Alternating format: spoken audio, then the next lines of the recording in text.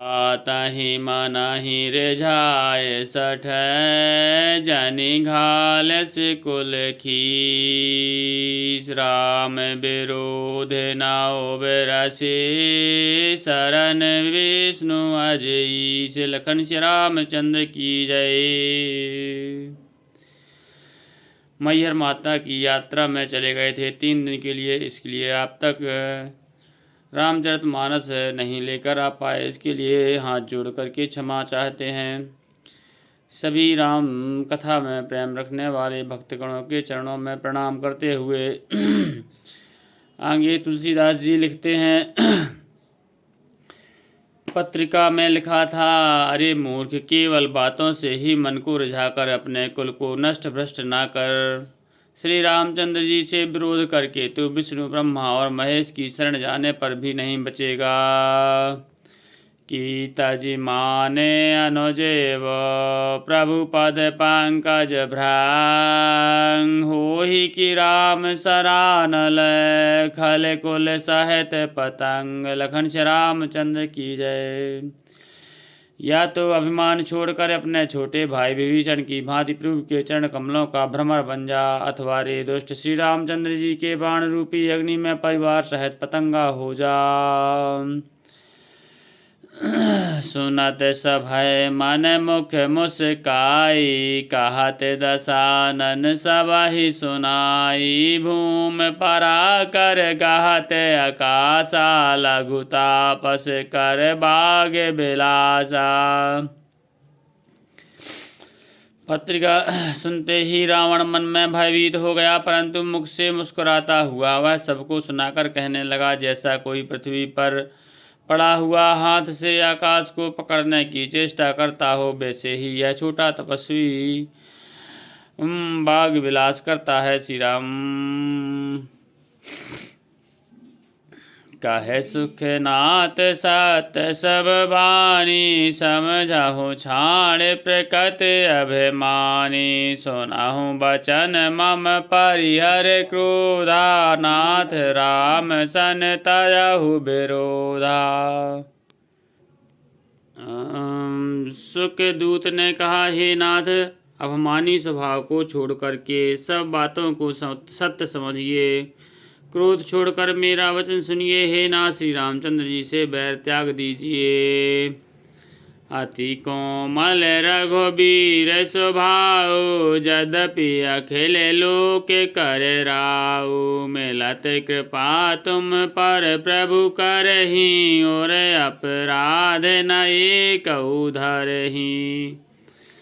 यद्यपि श्री रघुबीर समस्त लोकों के स्वामी हैं, पर उनका स्वभाव अत्यंत ही कोमल है। मिलते ही प्रभु आप पर कृपा करेंगे और आपका एक भी अपराध वे हृदय में नहीं रखेंगे। जनक सुता रघुनाथ ही दीजे, इतना कहा मोर प्रभु कीजे। जब तहि कहा दैन बैदेही, चरण प्रहार कीन सठते ही।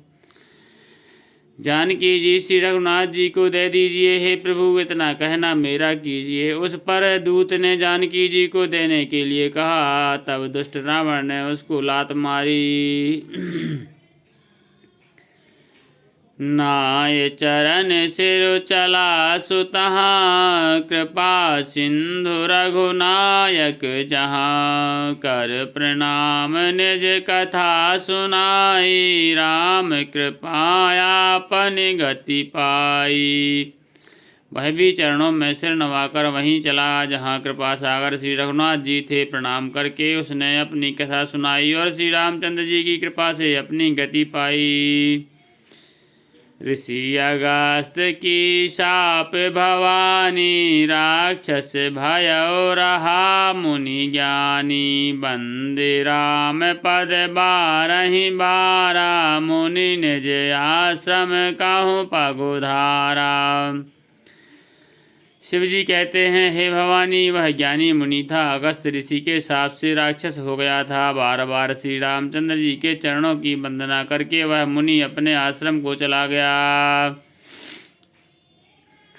विनय न मानत जलधि जड़ गए 3 दिन बीत। बोले राम सकोप तब भय बिनु होय न प्रीत। लखन श्री रामचंद्र की जय।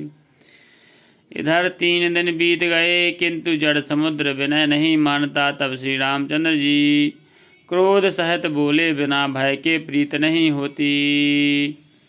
लक्ष्मण बाण सरासन आनु सो बारिध कृषक कृषानु। 60 सन विनय कुटिल सन प्रीति सहज कृपन सन सुंदर नीति। हे लक्ष्मण धनुष बाण लाओ मैं अग्नि बाण से समुद्र को सोख डालूं। मूर्ख से विनय कुटिल से प्रीत स्वाभाविक ही कंजूसों से सुंदर नीति। ममता रत सन ज्ञान कहानी अति लोभी सन बिरति बखानी। क्रोध ही सम काम ही हरि कथा ऊसर बीज बए फल जथा। ममता में फंसे हुए मनुष्य से ज्ञान की कथा, अत्यंत लोभी से वैराग्य वर्णन, क्रोधी से सम की बात और कामी से भगवान की कथा, इनका वैसा ही फल होता है जैसा ऊसर के बीज बोने से होता है। ऊसर में बीज बोने से होता है। अस कहे रघुपति चाप चढ़ावा यह मत लक्ष्मण के मन भावा। संधान्यो प्रभु बिसख कराला उठी उदधियो रे अंतर ज्वाला। ऐसा कहकर श्री रघुनाथ जी ने धनुष चढ़ाया। यह मत लक्ष्मण के मन बहुत अच्छा लगा। प्रभु ने भयानक अग्नि बाण संधान किया जिससे समुद्र के हृदय में अत्यंत अग्नि की ज्वाला उठी। मकरे उरग झस गन अकुलाने जरत जंतु जल निधि जब जाने। कनक थार भारी मन गन नाना विप्र रूप आयो तजिमाना। मगर सांप तथा मछलियों के समूह व्याकुल हो गए। जब समुद्र ने जीवों को जलते जाना तब सोने के थाल में अनेक मणियों को भरकर अभिमान छोड़कर वह ब्राह्मण के रूप में आया।